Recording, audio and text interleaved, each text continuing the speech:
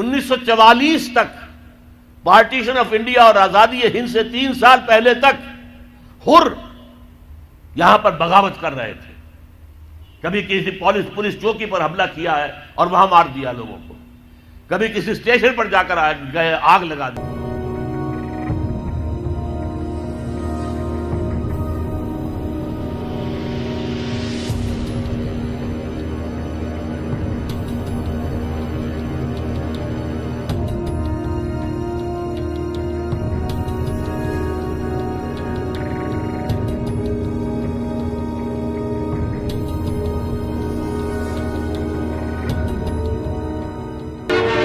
Every country has its gangsters, and the recent trouble in India was an opportune moment for a tribe of terrorists known as the Hers to run amok in the northwest province of Sindh.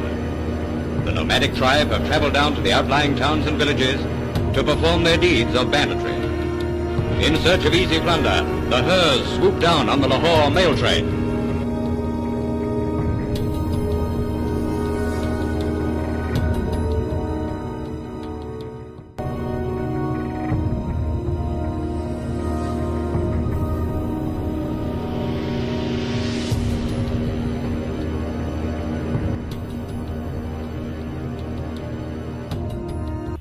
اگر آپ اپنے لیے جماعت تلاش کرنا چاہتے ہو تو کیا چیزیں دیکھنی چاہیے جماعت میں؟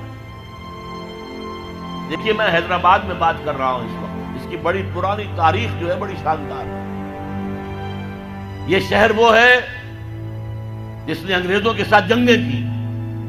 یہ صوبہ وہ ہے جس نے ایک دن کے لیے بھی انگریز کی حکومت کو دل سے تسلیم نہیں کیا. 1944 تک پارٹیشن آف انڈیا اور آزادی ہند سے 3 سال پہلے تک ہندوستان میں جو سب سے آخر میں صوبہ فتح ہوا ہے انگریز کے ہاتھوں پر وہ سندھ تھا. لیکن سندھی مسلمان نے انگریز کے اس حکومت کو ذہناً تسلیم نہیں کیا. وہاں بہت بڑی تحریک تھی, حر تحریک, اس نے مقابلہ کیا ہے. اور یہ 1940s جو ہیں ان کے دوران تک بھی یہ خبریں اخبارات میں پڑھتے تھے. میں بھی اس وقت اخبار پڑھنے کے قابل ہو چکا تھا کہ آج فلاں ریلوے اسٹیشن کو آگ لگا دی ہروں نے, اور آج فلاں تھانے کو جلا دیا ہے, اور آج فلاں یہ کر دیا ہے. اور یہ جو ہمارے پیر پگاڑا صاحب ہیں, ان کے والد صاحب کو پھانسی دی انگریز نے, اور پھر لاش تک نہیں دی, کہیں ان کی قبر کا نشان تک نہیں. اور ان دونوں بھائیوں کو وہ لے گیا انگلستان تاکہ ان کی برین واشنگ کرے اور وہاں کی تہذیب و تمدن کا ان کے اوپر رنگ چڑھائے. یہ کیفیات تھی کہ جس کی وجہ سے انگریز کو مسلمانوں سے خوف تھا, اندیشہ تھا کہ یہ مسلمان جو ہے اپنی کھوئی ہوئی حکومت واپس حاصل کرنے کے لیے کوئی بڑے سے بڑا قدم اٹھا دیں. انگریزوں کو چین سے نہیں بیٹھنے دیا. آپ سمجھئے وجہ کیا ہے؟ پنجاب میں کتنے کالج کھولے گئے, بھاولپور سے شروع ہو جائیں, S C college Bahawalpur, Emerson college Multan, Aitchison college, اور Christian Forman F C college, پھر مرے کالج سیالکوٹ, پھر گارڈن کالج راولپنڈی, پھر ایڈورڈز کالج پشاور. اس سب میں قائم کیے, سندھ میں کوئی نہیں کیا. کیوں نہیں کیا؟ کبھی سوچا آپ نے؟ سندھ میں تو کسی پارسی نے کوئی مدرسہ کھول دیا, کچھ مسلمانوں نے کوئی مل جل کے کوئی مدرسہ اسلام قائم کر لیا. انگریز نے کوئی نہیں بنایا. کیوں نہیں بنایا؟ اسے معلوم تھا کہ سندھیوں کے دلوں میں ہمارے خلاف بغاوت ہے, یہ کبھی ہمارے وفادار نہیں ہوں گے. جب بھی موقع ملے گا ہم پر حملہ کریں گے.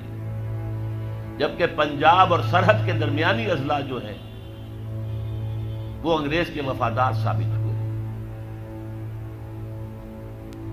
پنجاب کی فوج تھی جس نے کہ 1857 میں دلی جو انگریز کے ہاتھ سے نکل گیا تھا دوبارہ لے کر دیے, فتح کر کے دیے. پنجابی تھے, وہ مسلمان تھے, سکھ بھی تھے, مسلمان بھی تھے. اس کی خاص وجہ تھی.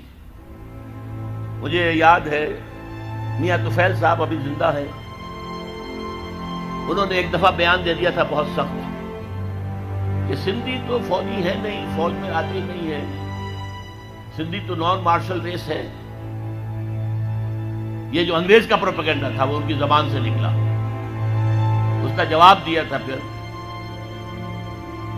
جی ایم شاہ, غلام مصطفیٰ شاہ, جو سیکرٹری ایجوکیشن بھی تھے، لاہور میں ایک کالج کے اندر پرنسپل بھی رہے، انہوں نے جواب دیا تھا، یس وی ور نیور مرسنریز، ہاں ہم کبھی کرائے کے ٹٹو اور کرائے کے فوجی نہیں تھے جیسے تم تھے پنجابیوں، تم نے تو جا کر کعبے پہ گولیاں چلائی ہیں انگریزوں کی سپاہی بن کر، تم نے تو جا کر یروشلم کا قبضہ لے کر دیا جنرل ایلن بی کو، انگریز کو۔ تو یہ سندھ ہے جس میں میں بات کر رہا ہوں، یہ سندھ ہے جہاں خاکسار تحریک بھی بڑی زبردست، تالپور برادران اس خاکسار تحریک کے بہت نمایاں کارکن تھے۔ یہ سندھ ہے جہاں پنجاب سے آنے والا ایک نو مسلم تھا، پنجابی، سکھ سے مسلمان ہوا تھا، مولوی عبید اللہ، لیکن اس کے نام کے ساتھ سندھی لگ گیا ہمیشہ کے لیے۔ مجاہد انسان، حضرت شیخ الہند کا سپاہی عبید اللہ سندھی رحمت اللہ علیہ، وہ سندھ ہے یہ۔ اور میں آپ کو اور بات یاد دلا دوں، سندھ واحد صوبہ ہے اس پاکستان کا جس میں کہ پارٹیشن سے پہلے بھی مسلم لیگ کی حکومت تھی، پنجاب میں یونینسٹ پارٹی کی حکومت تھی، ہندو مسلم سکھ مل کر بنائی تھی انہوں نے، مسلمانوں کی پارٹی نہیں تھی۔ مسلم لیگ کو ایک دن بھی وہاں وزارت نصیب نہیں ہوئی۔ سرحد میں ڈاکٹر خان صاحب کی وزارت تھی، باچا خان کا بڑا بھائی، وہ تو ریفرینڈم ہوا ہے اور غیور پٹھانوں نے پاکستان کے حق میں ووٹ دیا ہے، اور اس کے لیے مولانا شبیر احمد عثمانی رحمت اللہ علیہ نے بڑا پارٹ پلے کیا۔ وہاں کے پیر جو ہیں، پیر صاحب مانکی شریف، پیر صاحب زکوڑی شریف، انہوں نے بڑا رول پلے کیا ہے کہ پاکستان میں اسلام نافذ ہوگا، اسلام قائم ہوگا، لہذا ووٹ دو مسلم لیگ کو۔ ورنہ ظاہر بات ہے کہ یہاں تو سوائے سندھ کے کہیں بھی مسلم لیگ کی حکومت نہیں تھی۔ اور جی ایم سید صاحب اگرچہ وہ بعد میں جو کچھ اس ملک میں ہوا ہے اس سے بددل ہو گئے، ایک ریئیکشن ہوا ان پر، آخر ہوتا ہے، کیوں گردش بادام سے گھبرا نہ جائے دل، انسان ہوں پیالہ اور ساغر نہیں ہوں میں، ان پہ ایک رد عمل ہوا۔ ورنہ وہی تھے جنہوں نے 1943 میں کہا تھا، اے مائنورٹی پروونسز کے مسلمانوں، ہمیں یہاں ہندوؤں نے دبایا ہوا ہے، ہماری زمینیں جو ہیں ان کے پاس گروی رکھی ہوئی ہیں، سارا کاروبار ان کے پاس ہے، خدا کے لیے ہمیں یہ فن نہیں آتا، آؤ تم یہاں۔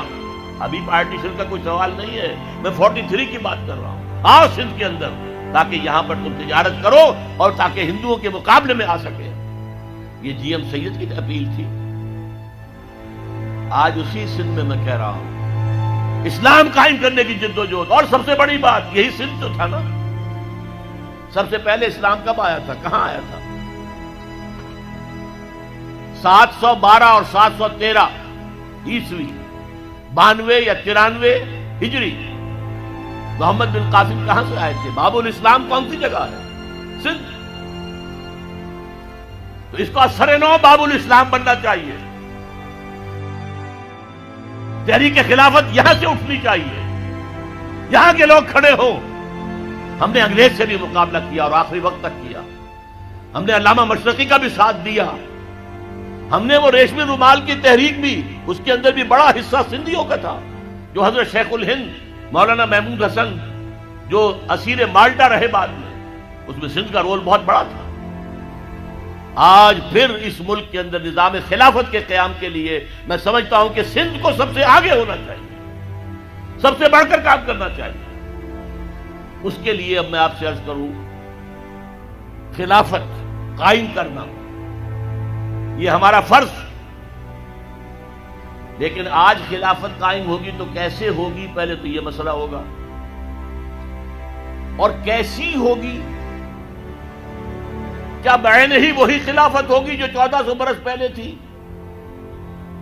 جبکہ 1400 سالوں میں بہت سا پانی وقت کے دریا کے پل کے نیچے سے گزر چکا ہے، حالات بہت بدل گئے ہیں، زمانے نے بہت ترقی کر لی ہے۔ کیا 1400 سال قبل کا نظام دوبارہ آ سکتا ہے؟ ہاں آ سکتا ہے، اصول وہاں سے لیں گے، تفصیلی ڈھانچہ اس دور کے مطابق بنائیں گے، اصول وہاں سے ہوں گے، فنڈامنٹلز وہاں سے ہوں گے۔ اسی لیے ہم فنڈامنٹلسٹ ہیں، امریکہ کان کھول کر سن لے، ہمارا دعویٰ ہے کہ ہم فنڈامنٹلسٹ ہیں، ہم اسلام کے اصولوں کو چھوڑ کر کہاں جائیں۔ تفاصیل میں، فروعات میں ہمارے اختلاف ہو سکتے ہیں، لیکن فنڈامنٹلز آف اسلام اس میں ہمارا اتفاق ہے۔ تاریخی واقعہ آپ کو بتا رہا ہوں، جب مولانا شبیر احمد عثمانی رحمۃ اللہ علیہ کی مدد سے اور تحریک شروع کی تھی اصل میں مولانا سید ابو الاعلیٰ مودودی نے کہ اسلام کے نام پر ملک لیا گیا، اس کا دستور اسلامی ہونا چاہیے، مطالبہ نظام اسلامی 1948 میں اپریل میں اس وقت گورنمنٹ کالج لاہور کا سیکنڈ ایئر کا طالب علم تھا، میں نے وہ تقریر خود ان کی زبان سے سنی ہے۔ خالصہ ہائی اسکول کا میدان تھا، اس میں جلسہ تھا۔ اس وقت تک چونکہ مولانا مودودی سیاسی آدمی شمار نہیں ہوتے تھے، مذہبی آدمی تھے، دینی آدمی تھے، لہذا سب نے ان کا ساتھ دیا، مسلم لیگیوں نے ساتھ دیا، ڈاکٹر عمر حیات ملک، پھر مولانا شبیر احمد عثمانی رحمۃ اللہ علیہ، قرارداد مقاصد پاس ہو گئی، مان لیا ہمارا حاکم اللہ ہے، ان الحکم الا للہ، اللہ کے سوا کسی کے لیے حاکمیت نہیں ہے، یہ لکھا ہوا ہے آپ کے دستور میں۔ جو اختیارات ہمارے پاس ہے وہ تو اصل میں ایک سیکریٹ ٹرسٹ ہے، ایک نہایت مقدس امانت ہمارے پاس ہے، لیکن یہ اختیار استعمال ہوگا کتاب و سنت کے حدود کے اندر، باہر نہیں جا سکتے ہم۔ یہ سارے کام ہوئے تو بہت سے لوگ کھڑے ہو گئے، کس کا اسلام لاؤ گے؟ شیعوں کا لاؤ گے یا سنیوں کا لاؤ گے؟ دیوبندیوں کا لاؤ گے یا بریلویوں کا لاؤ گے؟ حنفیوں کا لاؤ گے یا اہل حدیثوں کا لاؤ گے؟ بتاؤ تو صحیح۔ آپ ہی کے شہر کے ایک صاحب تھے، ایک بروہی، اللہ ان کی خطاؤں کے معاف کرے، انہوں نے کہا تھا جو شخص ثابت کر دے کہ قرآن میں کوئی اسلامی دستور ہے میں اسے 1000 روپیہ انعام دوں گا۔ اور یہ 1000 روپیہ آج کا نہیں ہے، یہ میں بات کر رہا ہوں سن 48 کی۔ اس وقت 1000 روپے کس کی معنی کیا ہوتے تھے؟ 10 لاکھ سے کم تو نہیں تھا، لیکن اس وقت کیا کیا؟ علماء نے چیلنج قبول کیا، تمام فرقوں اور تمام مسالک کے مذہبی ان کے نمائندہ چوٹی کی قیادت جمع ہو گئی کراچی کے اندر، 31 علماء، اور انہوں نے 22 نکات متفق علیہ مرتب کر کے دے دیے۔ ہم اس پر مطمئن ہیں، متفق ہیں، شیعہ بھی، سنی بھی، اہل حدیث بھی، بریلوی بھی، دیوبندی بھی، جماعت اسلامی بھی، سب کے دستخط موجود ہیں، ہم سب اس پر متحد ہیں، بناؤ ان اصولوں کے مطابق دستور۔ تبھی تو اللہ کے فضل سے سن 56 کا دستور تیار ہو گیا تھا۔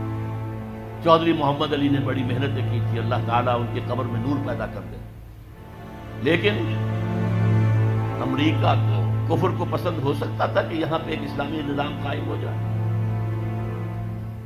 یہ بیچارے افغانوں نے سوائے چند سزاؤں کے اور تو کچھ اسلام ابھی نافذ نہیں کیا تھا۔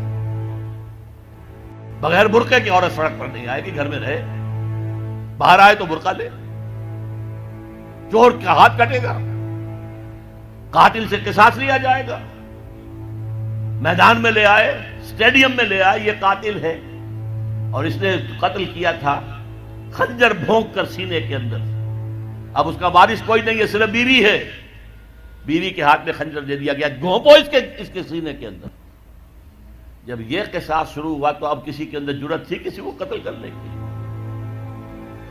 لہذا وہ اسلام کی کچھ نہ کچھ جو برکتیں ہیں وہ ظاہر ہو گئی، اور امریکہ کھل گیا، اس کو کھل گئی یہ شے کہ اگر یہ نظام کہیں دنیا میں آ گیا تو ہمارا نظام کہاں رہ جائے گا۔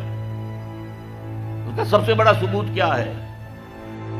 ڈاکٹر جاوید اقبال ماڈرنسٹ ہیں آج کی امریکن اصطلاح کے تحت، سیکولر مزاج کے آدمی ہیں علامہ اقبال کے بیٹے، لیکن وہ بھی جب گئے تھے طالبان کے دور حکومت میں 10 دن گزار کر آئے کابل میں، اور آ کر کہا مولانا سمیع اللہ صاحب کا جو سمیع الحق صاحب کا مدرسہ ہے کوڑا کھٹک میں، وہاں تقریر کی کہ جو حالات میں آج دیکھ کر آیا ہوں کابل میں، اگر چند اور مسلمان ملکوں میں وہ حالات پیدا ہو جائیں تو ساری دنیا اسلام لے آئے۔ یہ قول ہے ڈاکٹر جاوید اقبال، پسر علامہ اقبال۔ بہرحال وہ نظام قائم کرنا ہمارے ذمے ہے، ہمارا فرض ہے، اس کے بغیر ہماری زندگی، اگر ہم اس کے لیے جد و جہد نہیں کر رہے تو زندگی حرام ہے، زندگی ناجائز ہے، زندہ رہنا کفر ہے۔ ہاں اگر جد و جہد کریں جو میرے لیے ممکن ہے میں کر جاؤں، جو آپ کے لیے ممکن ہے وہ آپ کریں، تو پھر اللہ تعالیٰ معاف کرے گا۔ اے اللہ ہم نے اس نظام کو ذہناً قبول نہیں کیا، we never reconciled with it۔ اے اللہ ہم نے تن من دھن لگایا تھا، اے اللہ میں نے جائیداد نہیں بنائی، اے اللہ میں نے کچھ اپنی اولاد کے لیے نہیں چھوڑا، کوئی ترکہ نہیں چھوڑا، کچھ نہیں، اے اللہ میں نے اپنا وقت لگایا ہے۔ میں آپ سے کہہ سکتا ہوں یہ کوئی فخر کی بات نہیں ہے، 40 برس کی عمر کے بعد حضور نے کوئی کاروبار دنیاوی نہیں کیا، یہ معلوم ہے آپ کو؟ بہت بڑے تاجر تھے، ایکسپورٹ امپورٹ کا بزنس، شام قافلہ لے کر جا رہے ہیں، وہاں سے قافلہ لے کر آ رہے ہیں، یمن قافلہ لے کر جا رہے ہیں، یمن سے واپس آ رہے ہیں، الخبر کے علاقے کے اندر لگتا تھا بہت بڑا تجارتی میلہ، وہاں جا رہے ہیں، واپس آ رہے ہیں۔ لیکن جب حکم آ گیا یا ایھا المدثر قم فانذر وربک فکبر، اے لحاف میں لپٹ کر لیٹنے والے صلی اللہ علیہ وسلم اب کھڑے ہو جاؤ، کمر کس لو، لوگوں کو خبردار کرو کہ مرنے کے بعد دوبارہ تمہیں زندہ کیا جائے گا، پھر تم سے حساب لیا جائے گا۔ فیما کنتم، کن حالات میں زندگی گزار رہے تھے جناب آپ؟ کیا اسلام کا غلبہ تھا؟ نہیں ہے اللہ، اسلام غالب تو نہیں، تم کوشش کر رہے تھے غالب کرنے کی، سوائے شرمندگی کے اور کیا ہاتھ آئے گا؟ اللہ تعالیٰ کی حجت تو قائم ہو جائے گی۔ میرے نبی کی ہڈیاں ٹوٹی، میرے نبی کے دانت شہید ہوئے، میرے نبی کا جسم لہو لہان ہوا، میرے نبی کے چہرے کے اوپر تلوار کا وار پڑا جس سے 2 دندان آپ کے شہید ہوئے، اور خود جو پہنا ہوا تھا اس کی 2 کڑیاں گھس گئی رخسار مبارک کی اس ہڈی کے اندر۔ ان کو ایک صحابی نے دانتوں سے پکڑ کر کھینچ کر نکالنا چاہا، ان کے دانت نکل گئے، وہ ہڈی وہ نہیں نکلی، وہ کڑیاں لوہے کی۔